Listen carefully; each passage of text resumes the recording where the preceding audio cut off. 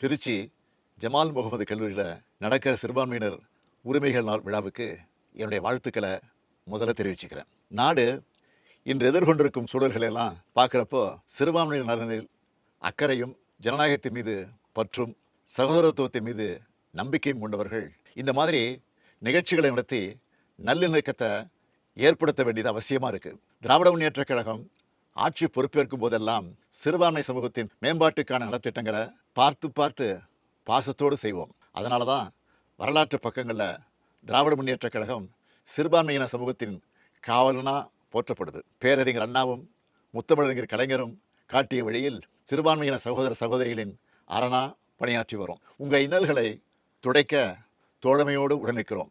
சிறுபான்மையினரை பாதிக்கும் குடியுரிமை திருத்தச் சட்டம் தமிழ்நாட்டில் நடைமுறைப்படுத்தப்படாதுன்னு அறிவித்தது. சிறுபான்மையினருக்கு எதிராக பேசின அலகாபாத் உயர்நீதிமன்ற நீதிபதிக்கு எதிராக நாடாளுமன்றத்தில் தீர்மானம்.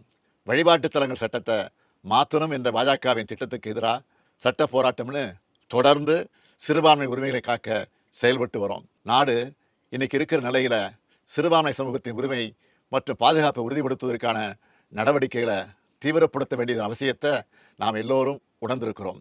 சிறுபான்மை மக்களின் உரிமையை வாழ்வாதாரத்தை பாதுகாக்கிறதுல தமிழ்நாட்டை பொறுத்தவரை நம்ம திராவிட மாடல் அரசு முனைப்போடு செயல்பட்டு வருது. பெரும்பான்மையை பார்த்து பயப்பட தேவையில்லாத சூழலில் சிறுபான்மை மக்களின் வாழ்வு உரிமை பாதுகாக்கப்படுறது தான் மதச்சார்பின்மை கொள்கையின் மகத்துவம்.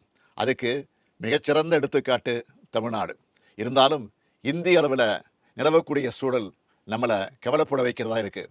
அத்தகைய சூழலை எதிர்கொள்ள சிறுபான்மை சமூகத்தினர் அனைவரும் ஒற்றுமையுடன் செயல்பட வேண்டியது காலத்தின் கட்டாயம். அதுக்கான அத்தனை ஆதரவையும் திராவிட முன்னேற்றக் கழகம் நமது திராவிட மாடல் அரசும் எப்பொழுதும் நல்கும்.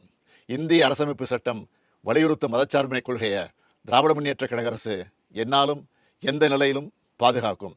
சிறுபான்மையினருக்கு என்றென்றும் அரணாக திகழும் என்பதை உறுதிபட தெரிவித்துக் கொள்கிறேன். பாதகம் செய்பவரை கண்டால் நாம் பயங்கொள்ளலாகாது பாப்பா, மோதி மிதித்து விடு பாப்பா, அவர் முகத்தில் உமிழ்ந்து விடு பாப்பா.